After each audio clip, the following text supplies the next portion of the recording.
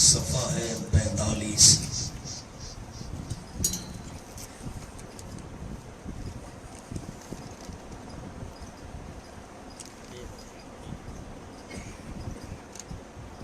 تیسرا پارہ سورۃ البقرہ اور آخری رکوع۔ آیت کا نمبر ہے 284 کے بعد 285۔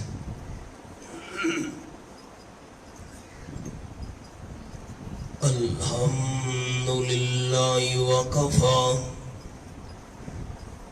وسلام علی عبادہ الذین اصطفی خصوصا علی سید الرسل وخاتم الانبیاء محمد المصطفى وعلى آله وأصحابه الأتقياء أما بعد فأعوذ بالله من الشيطان الرجيم بسم الله الرحمن الرحيم آمن الرسول بما أنزل إليه من ربه والمؤمنون كل آمن بالله وملائكته وكتبه ورسله لا نفرق بين أحد من رسله وقالوا سمعنا وأطعنا غفرانك ربنا وإليك المصير سبحان ربك رب العزة عما يصفون وسلام على المرسلين والحمد لله رب العالمين إن الله وملائكته يصلون على النبي يا أيها الذين آمنوا صلوا عليه وسلموا تسليما اللهم صل على محمد وعلى آل محمد كما صليت على إبراهيم وعلى آل إبراهيم إنك حميد مجيد اللهم بارك على محمد وعلى آل محمد كما باركت على إبراهيم وعلى آل إبراهيم إنك حميد مجيد قابل عزت و احترام ذی قدر علماء کرام مہمانان ذی وقار بزرگوں بھائیوں دوستوں عزیز ساتھیوں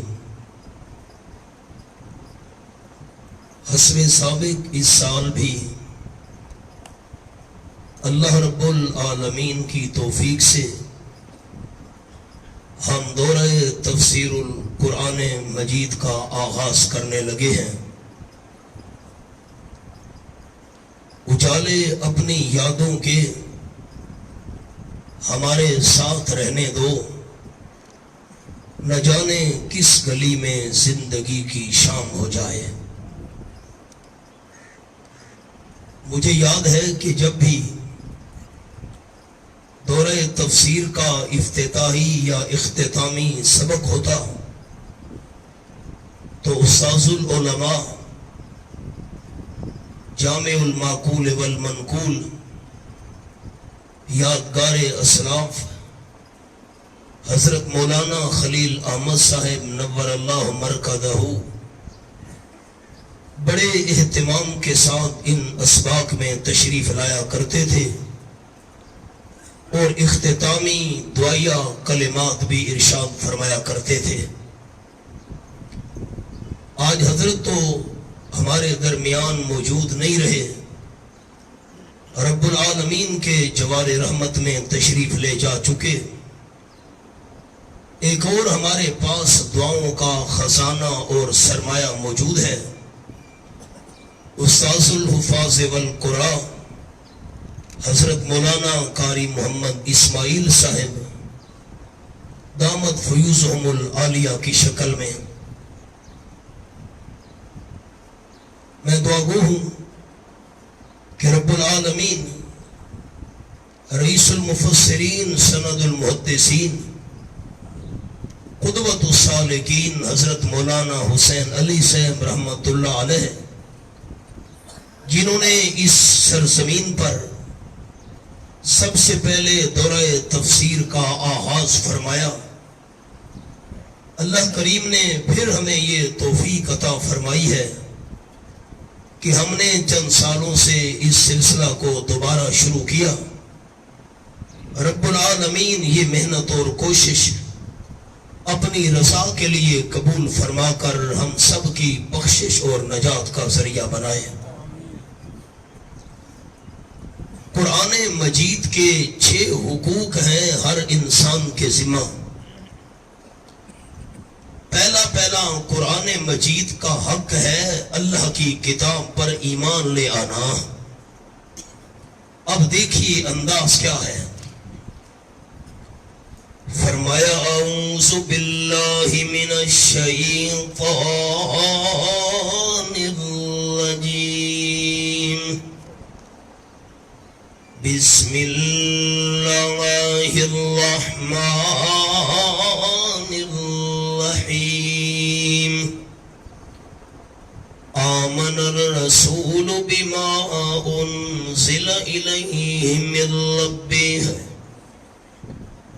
ایمان لے آئے رسول کریم صلی اللہ علیہ وسلم بما اس وحی کے ساتھ، اس کتاب کے ساتھ، انزل الیہ جو اتاری گئی آپ صلی اللہ علیہ وسلم کی طرف۔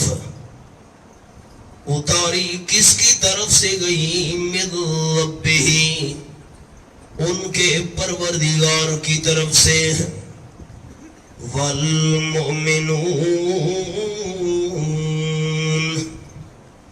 ایماندار بھی اس کتاب پر ایمان لے آئے ہیں جو کتاب ان کے رب کی طرف سے نازل کی گئی ہے۔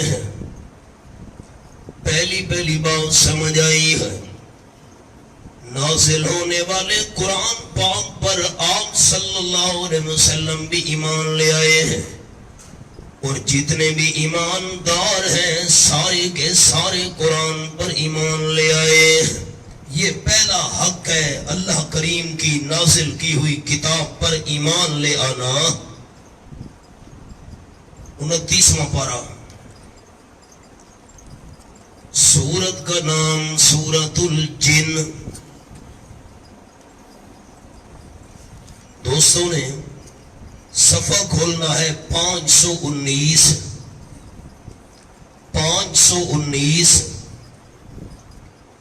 سورت الجن 29واں پارہ، پہلی آیت، فرمایا بسم اللہ الرحمن الرحیم، قل اوحی الی انہ استمع نفر من الجن فقالوا انا سمعنا قرآنا عجبا يهدي إلى الرشد فآمنا به ولن نشرك بربنا أحدا. کل اعلان فرما دیجئے میرے حبیب صلی اللہ علیہ وسلم، اوحی الیہ، وحی کی گئی ہے میں آمنہ کے لال صلی اللہ علیہ وسلم کی طرف. کون سی وحی کی گئی؟ انہو یقیناً شان یہ ہے، استمع بڑی توجہ کے ساتھ سنا، نفر من الجن، جنوں کی ایک جماعت نے بڑی توجہ کے ساتھ دھیان کے ساتھ سنا. آپ صلی اللہ علیہ وسلم بطن نخلہ کے مقام پر صبح کی نماز میں قرآن پاک کی تلاوت کر رہے تھے. اللہ نے جنوں کی ایک جماعت کو اس طرح موڑ دیا. وہاں پہنچے، بڑے دھیان کے ساتھ انہوں نے آپ صلی اللہ علیہ وسلم کی زبان سے قرآن کی تلاوت سنی. فقالوا، جنات نے نعرہ لگایا، کہنے لگی نا سمعنا قرآنا عجبا، یقیناً ہم نے سنا ہے قرآن پاک عجباً بے مثال، جس کی نظیر اور مثال کائنات میں نہیں ہے. یہدی الی الرشد، قرآن رہنمائی کرتا ہے بھلائی کی طرف، سیدھا راستہ قرآن پاک دکھاتا ہے. جنات نے بھی اعلان کر دیا، فآمنا بہ، پس ہم ایمان لے آئے قرآن پاک کے ساتھ. پہلا حق قرآن پر ایمان لے آنا. وَلَن نُشْرِكَ بِرَبِّنَا أَحَدًا، اور یہ بھی جنات نے اعلان کر دیا، ہم ہرگز نہیں شریک کریں گے اپنے پروردگار کے ساتھ کسی ایک کو. تفصیل تو ہوتی ہے سبق میں، اب تو میں نے اشارہ کرنا تھا. تو حوالے دکھانے کا مقصد قرآن مجید کا پہلا حق اللہ کی کتاب پر ایمان لے آنا. 21واں پارہ، پہلا صفحہ، کوئی مشکل حوالہ نہیں. پہلی آیت، صفحہ 363. فرمایا بسم اللہ الرحمن الرحیم، اتل ما اوحی الیک من الکتاب واقم الصلاۃ. قرآن مجید کا دوسرا حق، ایمان لانے کے بعد قرآن مقدس کی تلاوت کرنا. فرمایا میرے محبوب صلی اللہ علیہ وسلم، اتلو، تلاوت کرتے رہو، کرو نہ کرتے رہو. امر مدامی ہے، امر ابقائی ہے. تلاوت والے کام کو جاری رکھو میرے حبیب صلی اللہ علیہ وسلم. تلاوت کرتے رہو ما اوحی الیک، جو وحی کی گئی ہے آپ صلی اللہ علیہ وسلم کی طرف، من الکتاب، قرآن پاک میں سے.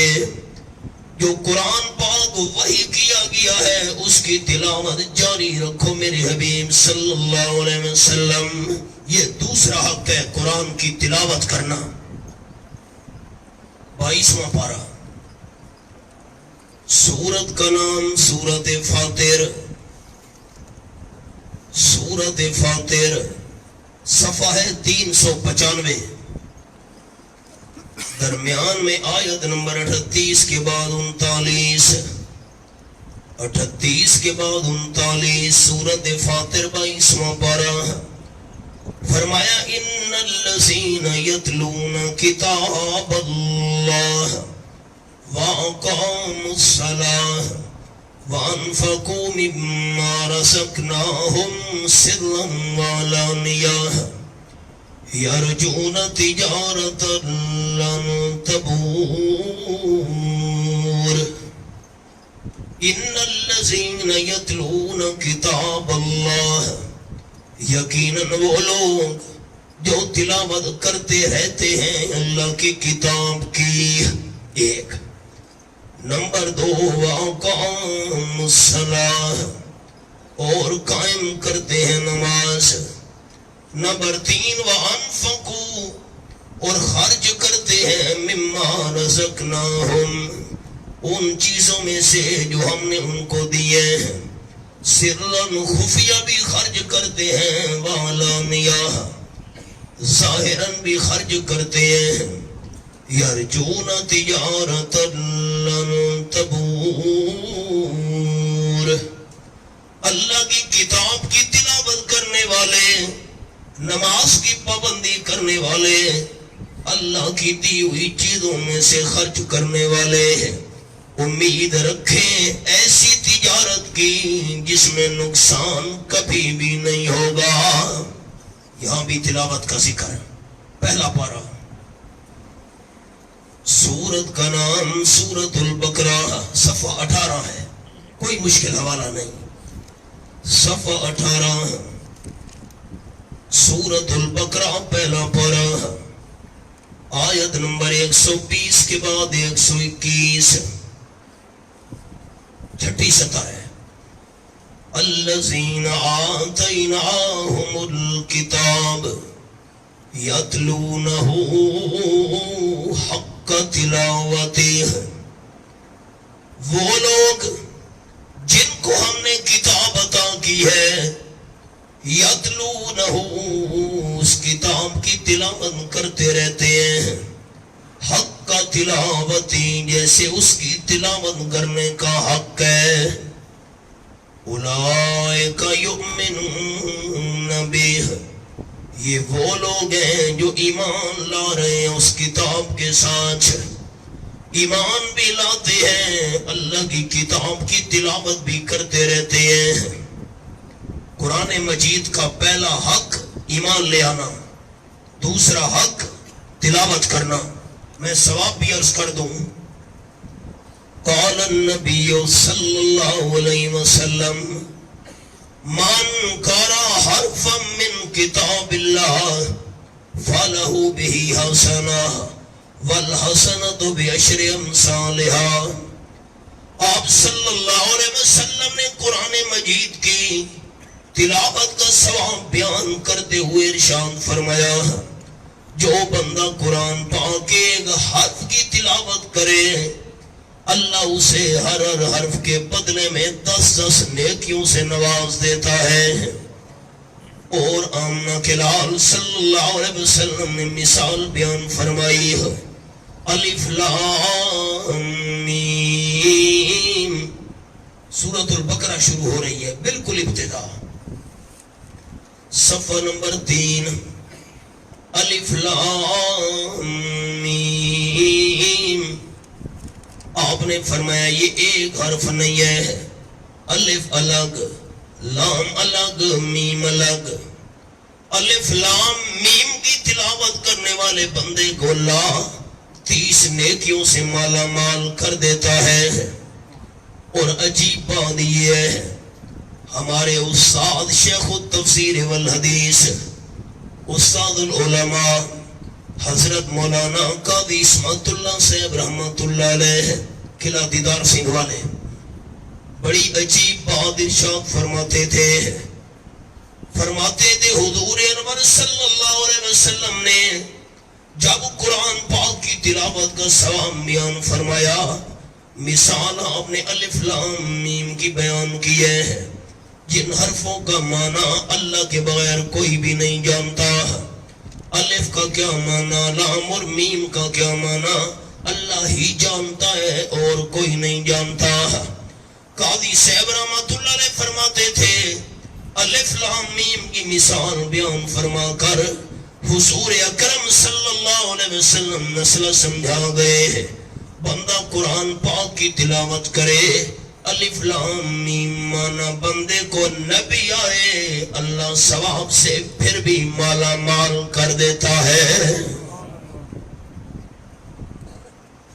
پہلا قرآن پاک کا حق ایمان لے آنا، دوسرا قرآن پاک کا حق اس کی تلاوت کرنا، تیسرا قرآن مجید کا حق اللہ کریم کی کتاب کو سیکھنے کی محنت کرنا۔ المیہ یہ ہے کہ ہم نے ایمان بھی اس پر لایا، پڑھا بھی ہے لیکن سمجھا نہیں، سیکھا نہیں۔ اب آپ کو سیکھنے کی مثال سناؤں۔ دوسرا پارہ، سورت کا نام سورت البقرہ، صفحہ ہے 22، صرف 22۔ سیکھنے کی مثال، پہلے ساتھی میری طرف دیکھ لیں، میں ایک حدیث پاک سنا دوں۔ قال النبی صلی اللہ علیہ وسلم خیرکم من تعلم القرآن وعلمہ۔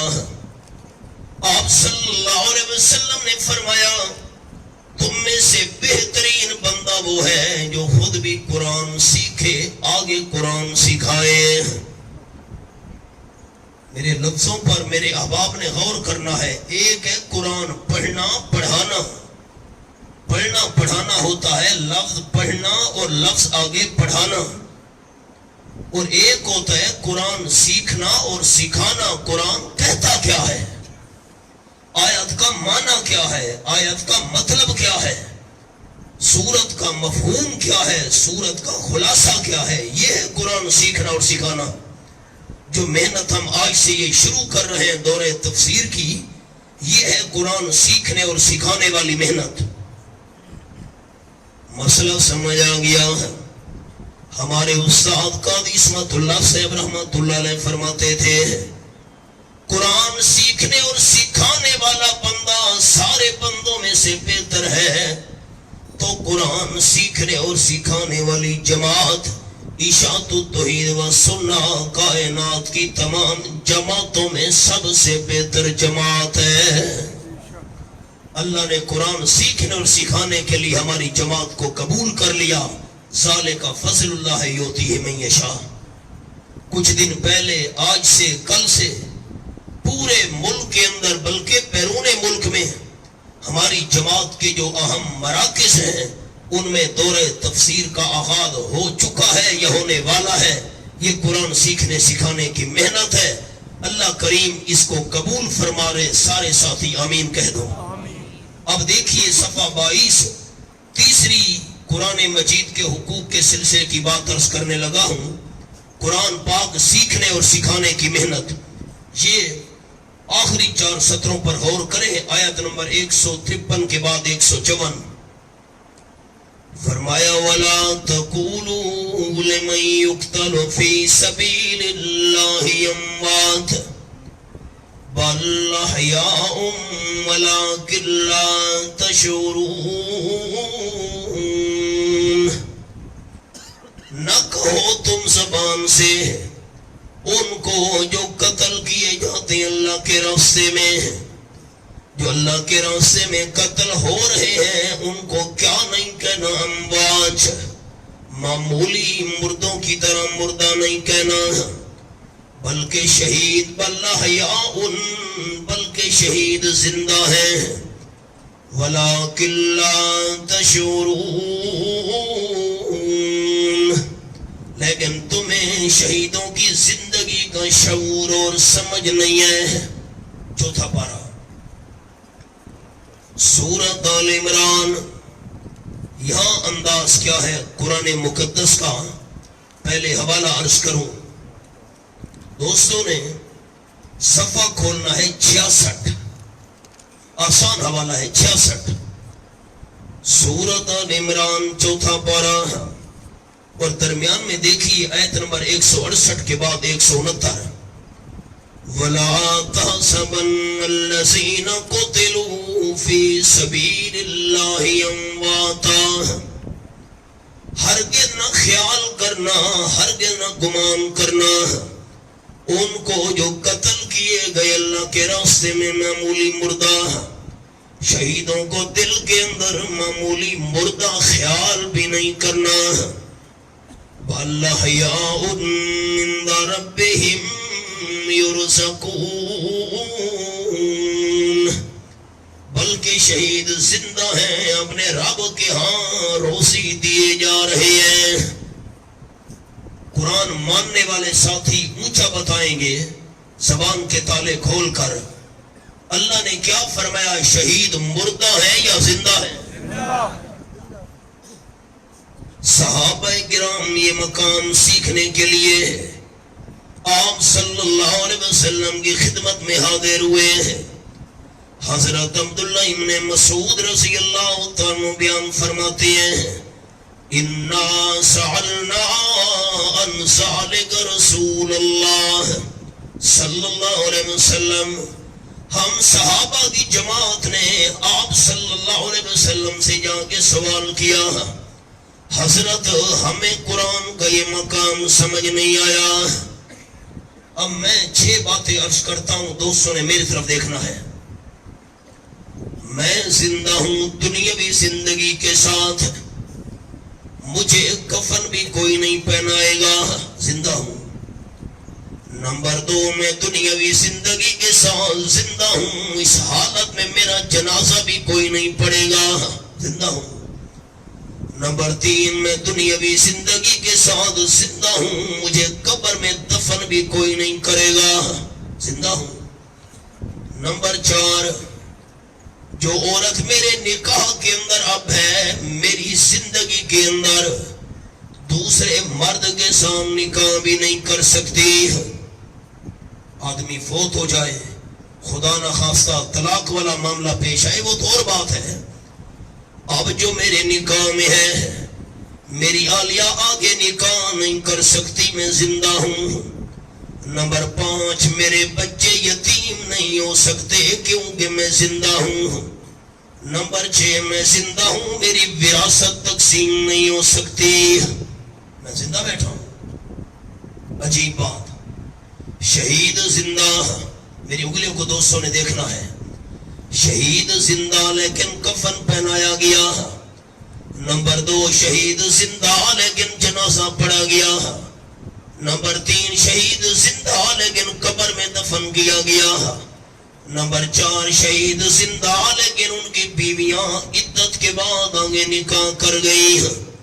نمبر 5، شہید زندہ بچے یتیم ہو گئے. نمبر 6، شہید زندہ وراثت تقسیم ہو گئی. یہ کیسے زندہ ہے؟ یہی مقام سیکھنے کے لیے صحابہ کرام آپ صلی اللہ علیہ وسلم کی خدمت میں حاضر ہوئے. یہ سیکھنے کی محنت ہے. حضرت ہمیں سمجھ نہیں آئی. قال النبی صلی اللہ علیہ وسلم ارواحهم فی اجواف طیر خضر. حضور انور صلی اللہ علیہ وسلم نے فرمایا، اللہ شہیدوں کی روحوں کو سبز رنگ کے پرندوں میں رکھ دیتا ہے، جنت میں چھوڑ دیتا ہے، جنت کی نعمتوں میں رہتے ہیں، جنت کی نعمتیں کھاتے پیتے ہیں. لہا قنادیل معلقۃ بالعرش او کما قال رسول اللہ صلی اللہ علیہ وسلم. جب تھک جائیں، اللہ کے عرش کے نیچے گھونسلے بنے ہوئے ہیں، ان آشیانوں میں شہید آرام کرتے ہیں. رب العالمین نے پوچھا ہل تشتہون شیئا، حدیث پاک کے لفظ، جنت تمہیں مل گئی شہیدو، جنت کی نعمتیں نصیب ہو گئی ہیں، عرش کے نیچے رہائش کے لیے تمہیں آشیانے نصیب ہو گئے ہیں، اور کوئی تمنا ہے تو بیان کرو. قالوا لا حاجت لنا، حدیث پاک کے لفظ، کچھ بھی اللہ ہمیں اور نہیں چاہیے. اللہ نے دوسری بار پوچھا، تیسری بار دریافت فرمایا. شہیدوں نے جواب دیا، پتہ چل گیا. فلما علموا انہم لا یترکون، اللہ ایسے نہیں چھوڑتا، پوچھ کر رہے گا. کہنے لگے رب العالمین ایک ہماری تمنا باقی ہے، پوری کر. انتر ارواحنا فی اجسادنا حتی نقتل فی سبیلک مرۃ اخری او کما قال رسول اللہ صلی اللہ علیہ وسلم.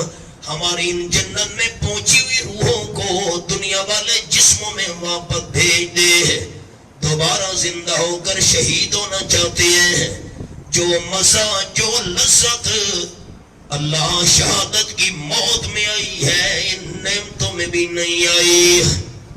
اللہ نے فرمایا یہ میرا قانون نہیں. قَسَيْتُ أَنَّهُمْ لَا يَرْجِعُونَ او کما قال النبی صلی اللہ علیہ وسلم.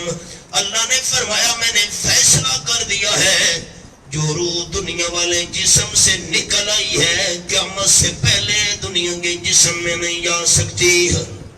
تاجدار دو عالم صلی اللہ علیہ وسلم سمجھا گئے شہید زندہ لیکن جنت میں.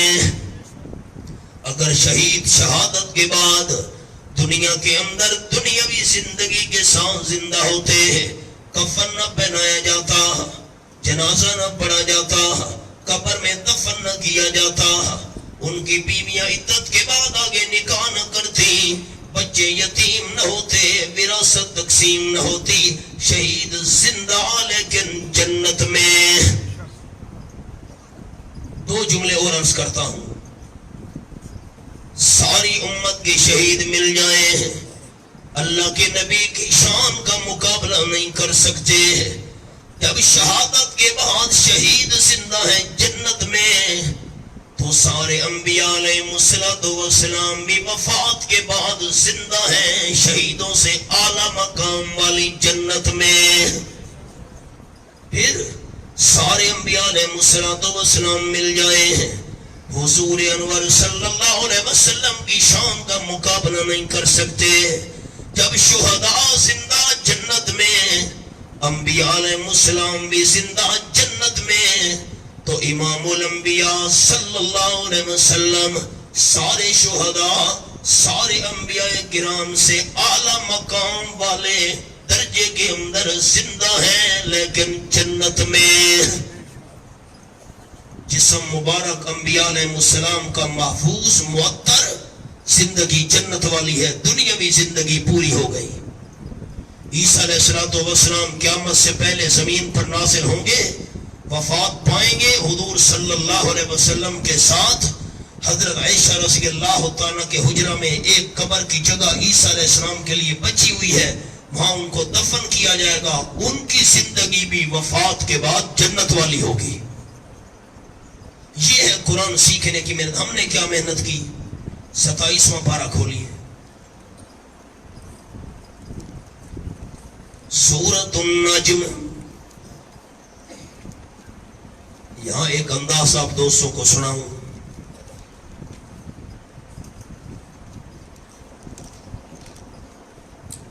صفحہ ہے 476, عربی رسم الخط ہے. سورۃ النجم 27واں پارہ اور چوتھی سطر میں الفاظ ہیں آیت نمبر 38 کے بعد 39. وَلَيْسَ لِلْإِنسَانِ إِلَّا مَا سَعَى وَلَيْسَ لِلْإِنسَانِ إِلَّا مَا سَعَى. انسان کے لیے وہی کچھ ہے جس کی اس نے خود کوشش اور محنت کی ہے. میری طرف دیکھیں احباب, یہ قرآن کا بڑا مشکل مقام ہے. انسان کو ثواب وہی کچھ ملے گا جس کی انسان نے خود کوشش اور محنت کی. دارالعلوم دیوبند اس کے پہلے مفتی حضرت مولانا مفتی عزیز الرحمان صاحب رحمت اللہ علیہ, ہزارہ علماء کے استاد, بے شمار مفتیان کرام کے استاد, عشاء کی نماز پڑھ کر چارپائی پر لیٹے فرماتے ہیں میرے ذہن میں یہ آیت مبارکہ آ گئی ہے, لیس للانسان الا ما سعی. انسان کے لیے نہیں ہے مگر وہی کچھ ہے جس کی خود اس نے کوشش کی. میں نے نماز پڑھی مجھے بدلہ ملے گا, روزہ رکھا مجھے ثواب ملے گا, حج کیا مجھے ثواب ملے گا, عمرہ کیا مجھے ثواب ملے گا, صدقہ خیرات دیا مجھے ثواب ملے گا. مفتی صاحب فرماتے میں پریشان ہو گیا. اگر آیت مبارکہ کا یہ مطلب ہے انسان کو ثواب اسی عمل کا ملے گا جس کی خود اس نے کوشش کی ہے، تو پھر ایصال ثواب کا کیا مطلب؟ جنازہ ہمارا عمل ہے، فائدہ میت کو کیوں ہو رہا ہے؟ دعا ہمارا عمل ہے، فائدہ دوسرے کو کیوں ہو رہا ہے؟ اللہ کے نام پر صدقہ خیرات دیا، ثواب دوسرے کو کیسے ملے گا؟ تلاوت میں نے کی ہے، ثواب میرے والدین کو کیسے ملے گا؟ یہ تو بندہ خود عمل کرے تو خود فائدہ ملے گا، دوسرے کو تو پھر فائدہ نہیں ملے گا۔ پھر ایصال ثواب کا کیا مطلب ہے؟ بے شمار احادیث کے اندر آیا ہے کہ ایک کے عمل کا ثواب دوسرے کو ملتا ہے۔ مفتی سے فرماتے میں 4 پیسے اٹھا، پرانے 16 میل سفر بنتا تھا گنگوہ کا۔ ہمارے حضرت وہاں والے شیخ المشائخ مولانا حسین علی رحمت اللہ علیہ کے شیخ اور استاذ کتب ربانی حضرت مولانا رشید احمد گنگوہی رحمت اللہ علیہ، حضرت صاحب نے گنگو جا کر حدیث پاک ان سے پڑھی تھی۔ مفتی صاحب روانہ ہو گئے۔ اس دور کا سفر 100 سال کا عرصہ بنتا ہے، اس سے بھی شاید زیادہ ہو۔ پیدل سفر کرتے کرتے کرتے قرآن پاک اس آیت کو سیکھنے کے لیے مفتی صاحب گنگو جا پہنچے۔ حضرت مولانا گنگوئی رحمت اللہ علیہ تہجد کی نماز کے لیے وضو کر رہے تھے، لوٹا ہاتھ میں تھا۔ مفتی صاحب آپ اس وقت کیسے آنا ہوا؟ وضو کرتے کرتے حضرت نے پوچھا۔ مفتی صاحب نے عرض کی حضرت ایک آیت نے بے قرار کر دیا، 4 پائی پر میں رات کو لیٹا عشاء کی نماز پڑھ کر ذہن میں آیت آ گئی، لیس للانسان الا ما سعی، انسان کو وہی کچھ ملے گا جس کی خود اس نے کوشش کی ہے۔ اس کا مطلب تو یہ ہوا ایک کے عمل کا فائدہ دوسرے کو نہیں پہنچ سکتا۔ پھر ایصال ثواب کا کیا مطلب؟ حدیثوں میں تو ایصال ثواب کا ذکر آیا ہے، ایک کے عمل کا فائدہ دوسرے کو بھی پہنچ سکتا ہے۔ میں نے سوچا سفر شروع کر دوں، ایسا نہ ہو کہ موت آ جائے، اللہ قیامت میں سوال کر لے یہ آیت تو نے کیوں نہیں سیکھی تھی، آیت کیوں نہیں سمجھی تھی؟ اسی فکر نے بے قرار کر دی، آیت سیکھنے آیا ہوں۔ قربان جاؤں حضرت گنگوئی رحمت اللہ علیہ کے علم پر وضو کرتے کرتے فرمایا مفتی صاحب اس آیت میں لیس للانسان الا ما سعی، سعی ایمانی مراد ہے۔ بس حضرت السلام علیکم میں واپس جا رہا ہوں۔ حیران ہو گئے، بس نہیں جی بس آیت سیکھ لیے، اب آپ کو سمجھاؤں۔ انسان کو وہی کچھ ملے گا جس کی اس نے خود کوشش کی ہے۔ کیا مطلب؟ جس ایمان کے لیے بندے نے خود محنت کی ہے، ایمان حاصل کیا، انسان کو اپنے ایمان کا فائدہ خود ہی کو پہنچے گا۔ ایک بندے کے ایمان کا فائدہ دوسرے کو نہیں پہنچ سکتا۔ کوشش سے مراد ایمان والی کوشش ہے۔ کیا مطلب؟ حضرت نوح علیہ السلام کے ایمان نے ان کے بیٹے کافر کنان کو فائدہ نہ دیا، حضرت ابراہیم علیہ السلام کے ایمان نے ان کے کافر والد آزر کو فائدہ نہ دیا، حضرت نوح علیہ السلام لوط علیہ السلام کے ایمان نے ان کی بیویوں کو فائدہ نہ دیا۔ عمل کا فائدہ دوسرے کو پہنچ سکتا ہے، ایک کے ایمان کا فائدہ دوسرے کو نہیں پہنچ سکتا۔ ایمان کا فائدہ خود ایمان قبول کرنے والے انسان کو ہوگا۔ مقام حل ہو گیا؟ یہ مطلب ہے ایک آیت سیکھنے کے لیے 16 میل پیدل سفر کیا، 16 میل واپس آئے۔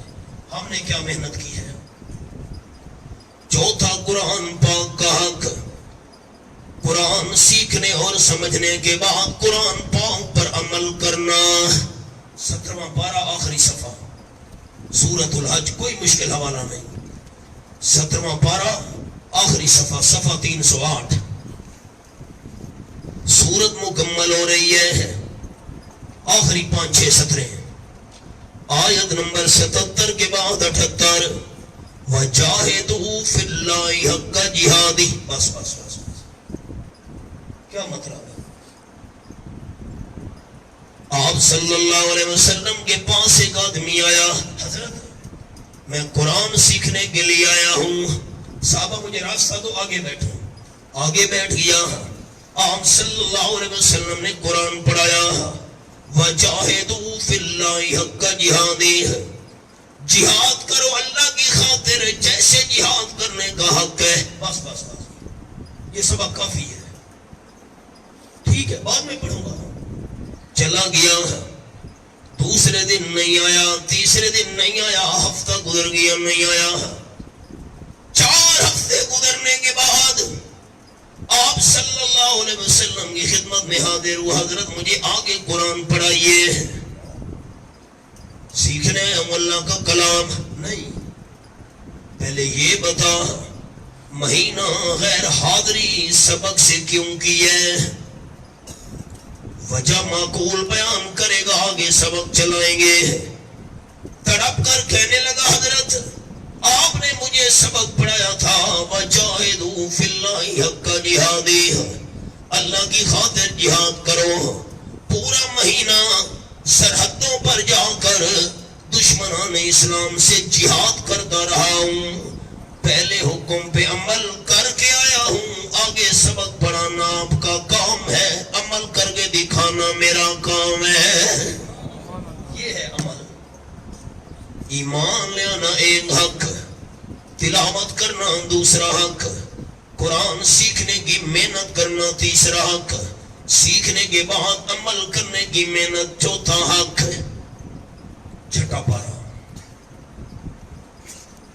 तफसीर बड़ी हो सकती है, मैं इख्तिसार कर रहा हूं। सूरतुल माइदा सफा 108, सफा 108, 5वां कुरान पाक का हक, सफा 108 आखिरी 3 सतरे देखिए। आयत नंबर 66 के बाद 67, 5वां कुरान पाक का हक, कुरान आगे पहुंचाना, कुरान की तबलीग करना, दूसरों को कुरान सुनाना।